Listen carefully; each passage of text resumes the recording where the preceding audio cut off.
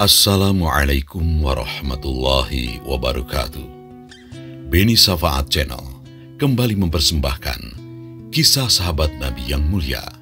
Kali ini kami hadirkan kisah tentang sahabat Ukasyah radhiyallahu an yang dengan caranya berusaha meraih kasih Rasulullah Shallallahu Alaihi Wasallam. Semua bermula setelah surat An-Nasr diturunkan. Surat ini menandai wafat Rasulullah Shallallahu Alaihi Wasallam dalam waktu yang tidak lama setelah surat ini diturunkan. Demikian penafsiran sahabat Ibnu Abbas, pakar tafsir di era sahabat kala itu. Tentang surah An-Nasr ini, Jabir bin Abdillah dan Abdullah bin Abbas meriwayatkan bahwa setelah surat ini turun, Rasulullah Shallallahu Alaihi Wasallam berkata, "Wahai Jibril, jiwaku sudah terasa lelah." Jibril alaihissalam berujar, "Akhirat itu lebih baik bagimu daripada dunia. Dan pasti Tuhanmu akan memberikan sesuatu kepadamu dan engkau merasa ridho." Rasulullah lantas memerintahkan Bilal agar memanggil para sahabat lainnya untuk berkumpul di masjid. Para sahabat segera berdatangan ke Masjid Nabawi. Kemudian Rasulullah naik ke atas mimbar.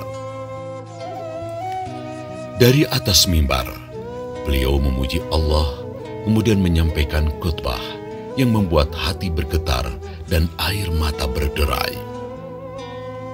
"Wahai sahabatku, Nabi model apakah aku ini bagi kalian?" Para sahabat menjawab, "Semoga Allah memberikan balasan kebaikan sebab kenabianmu. Engkau bagi kami bagaikan ayah yang penyayang, saudara yang bijak dan baik hati. Engkau telah menyampaikan risalah Allah dan engkau telah mengajak ke jalan Tuhanmu dengan cara yang bijak dan dengan tutur kata yang santun. Semoga Allah memberikan balasan kebaikan yang lebih besar dari balasan yang diterima oleh nabi lainnya." Nabi berkata, "Wahai sahabat-sahabatku, demi Allah dan demi hakku atas kalian, barang siapa yang pernah aku zalimi tanpa sepengetahuanku, berdirilah dan balaslah kezalimanku itu." Tidak seorang pun berdiri. Rasulullah lantas mengulangi ucapannya itu, dan tidak seorang pun yang berdiri. Rasulullah mengulangi kata-kata itu untuk ketiga kalinya. "Wahai sahabat-sahabatku, demi Allah dan demi hakku atas kalian, barang siapa yang pernah aku zalimi tanpa sepengetahuanku, berdirilah dan balaslah kezalimanku itu sebelum aku dibalas pada hari kiamat nanti." Tiba-tiba ada seorang lelaki berdiri. Lelaki itu kemudian melangkah melewati barisan para sahabat hingga ia sampai di hadapan Rasulullah. Lelaki itu tak lain bernama Ukasyah bin Mihsan. Ukasyah lantas berkata, "Demi ayah dan ibuku, andai engkau tidak mengucapkan kalimat itu sampai 3 kali, pasti aku tidak akan maju. Dulu, aku pernah bersamamu dalam satu perang. Setelah perang selesai dan kita mendapatkan kemenangan, kita segera pulang. Untaku dan untamu berjalan sejajar. Aku turun dari unta, mendekatimu karena aku ingin mencium pahamu. Namun, tiba-tiba engkau mengangkat pecut dan pecut itu mengenai perutku. Aku tidak tahu apakah kejadian itu engkau sengaja atau engkau ingin memencut unta." Rasulullah langsung berkata, "Aku berlindung kepada Allah dari perbuatan memecutmu dengan sengaja. Wahai Bilal, pergilah engkau ke rumah Fatimah dan ambilkan pecut yang tergantung." Bilal langsung berangkat menuju rumah Fatimah. Tangan Bilal sempat menepuk kepala sambil teriak histeris, "Luar biasa! Ini utusan Allah meminta dirinya untuk dikisos.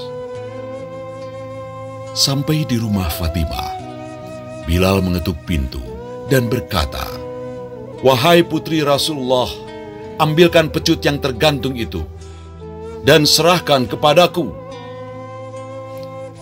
Fatimah bertanya, "Wahai Bilal, apa yang akan dilakukan ayahku dengan pecut ini? Bukankah hari ini adalah hari haji, bukan hari perang?" Bilal menjawab, "Wahai Fatimah, kamu pasti tahu akhlak ayahmu, bukan? Beliau menitipkan satu agama. Beliau akan meninggalkan dunia ini. Dan beliau memberikan kesempatan kepada siapapun untuk membalas kesalahannya." Fatimah terkejut bukan main. Lantas bertanya dengan suara yang bergemetar, menahan tangis, "Wahai Bilal, siapa yang tega menuntut balas dari Rasulullah? Katakanlah kepada Hasan dan Husain agar keduanya saja yang menerima pembalasan itu sebagai pengganti Rasulullah. Minta orang itu membalas melakukan kisos kepada Hasan dan Husain dan jangan membalas Rasulullah." Bilal kembali ke masjid dan menyerahkan pecut itu kepada Rasulullah. Rasulullah lantas menyerahkan pecut itu kepada Ukasha. Abu Bakar dan Umar segera berdiri dan berkata kepada Ukasha, "Wahai Ukasha, balaslah kepada kami berdua. Kami ada di hadapanmu. Jangan engkau balas Rasulullah, Ukasha." Rasulullah berkata kepada Abu Bakar dan Umar, "Diamlah kalian berdua, wahai Abu Bakar dan Umar. Allah tahu ketinggian derajat kalian berdua." Ali pun berdiri dan berkata, "Wahai Ukasha, sepanjang hidupku aku selalu bersama Rasulullah. Sungguh aku tidak tega melihat Rasulullah dipecut. Ini badanku Ukasha. Balaslah, pecutlah aku 100 kali. Jangan kau balas Rasulullah, Ukasha." Rasulullah berkata, "Wahai Ali, duduklah. Allah tahu derajatmu dan niat baikmu." Selanjutnya Hasan dan Husain. Keduanya juga berdiri dan berkata, "Wahai Ukasha, engkau kan tahu bahwa kami berdua adalah darah daging Rasulullah. Engkau membalas kepada kami sama dengan engkau membalas Rasulullah." Rasulullah menjawab, "Duduklah buah hatiku. Allah tidak akan melupakan kemuliaan kalian." Rasulullah kemudian berkata kepada Ukasha, "Wahai Ukasha, silakan, pecutlah aku." "Wahai Rasulullah, ketika engkau memecut perutku dalam keadaan terbuka," jawab Ukasha. Rasulullah Shallallahu Alaihi Wasallam langsung menyingkapkan pakaian hingga perutnya terbuka. Para sahabat semakin histeris melihat pemandangan itu. Mereka menangis menjadi-jadi. Mereka menegur Ukasha, "Apakah engkau betul-betul akan memecut Rasulullah, wahai Ukasha?" Ukasha lantas melihat perut Rasulullah dan dia tidak kuasa menahan diri. Ukasha menghambur lalu merangkul tubuh Rasulullah Shallallahu Alaihi Wasallam dan menciumi perutnya. "Demi ayah dan ibuku, siapa yang tega melakukan pembalasan kepadamu, wahai Rasulullah?" ujar Ukasha di antara isak tangisnya. Rasulullah berkata, "Lantas katakanlah, kau ingin membalas atau memaafkan aku, Ukasha?" Ukasha menjawab penuh keharuan yang sangat, "Sungguh, aku telah memaafkanmu, Rasulullah, karena aku berharap mendapatkan ampunan dari Allah pada hari kiamat." Rasulullah berkata, "Siapa yang ingin melihat temanku di surga nanti, maka lihatlah sahabatku ini, Ukasha." Para sahabat langsung berdiri mengerubungi Ukasha dan menciumi keningnya. Mereka berkata kepada Ukasha, "Alangkah beruntungnya kamu Ukasha. Kamu akan mendapatkan derajat yang sangat tinggi, berdampingan dengan Rasulullah di surga, Ukasha."